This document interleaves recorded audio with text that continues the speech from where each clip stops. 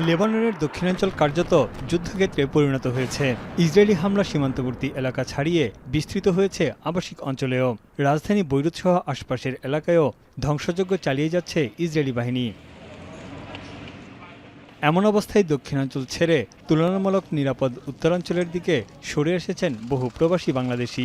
অনেকে আশ্রয় নিয়েছেন আত্মীয় স্বজনের বাসায় ও বিভিন্ন অস্থায়ী আশ্রয়কেন্দ্রে। তবে ঝুঁকিপূর্ণ এলাকায় এখনও অবস্থান করছেন কিছু প্রবাসী।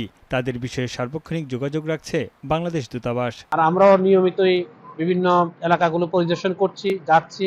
তাদের খাবার প্রয়োজন হলে কিংবা অন্যান্য কোনো প্রয়োজন হলে আমরা সেটা তাৎক্ষণিকভাবে দেখছি এবং সেই অনুসারে আমরা ব্যবস্থা গ্রহণ করার চেষ্টা করছি। নোভা এলইডি টিভি, ঝকঝকে ছবি, নিখুঁত শব্দ, 5 বছরের ওয়ারেন্টি। নোভা মানি, সঠিক মান, নিশ্চিত সেবা। যুদ্ধের প্রভাবে অনেক প্রবাসী হারিয়েছেন তাদের কর্মসংস্থান। লেবাননের দক্ষিণাঞ্চলে দেখা দিয়েছে মানবিক সংকট। জ্বালানি সহ নিত্যপণ্যের দাম বেড়েছে বহুগুণ। আমরা প্রত্যেকটা প্রবাসী ভোগান্তি ভুগছি।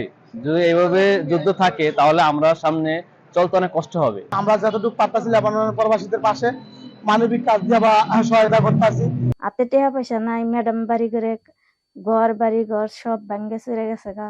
লেবাননে বেশিরভাগ গুরুত্বপূর্ণ এয়ারলাইন্স বন্ধ থাকায় ঈদের ছুটি শেষে প্রবাসীরা বাংলাদেশ থেকে ফিরতে পারছেন না। এতে ভিসার মেয়াদ শেষ হওয়ার ঝুঁকিতে তারা।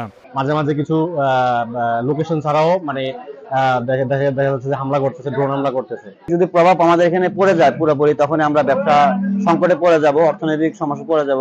চলমান যুদ্ধে লেবাননে এখন পর্যন্ত কোনো বাংলাদেশি হতাহতের খবর পাওয়া যায়নি। যুদ্ধ বন্ধ হয়ে লেবাননের শ্রমবাজারে গতি ফিরবে, এমনটাই প্রত্যাশা প্রবাসীদের। এখন লেবানন।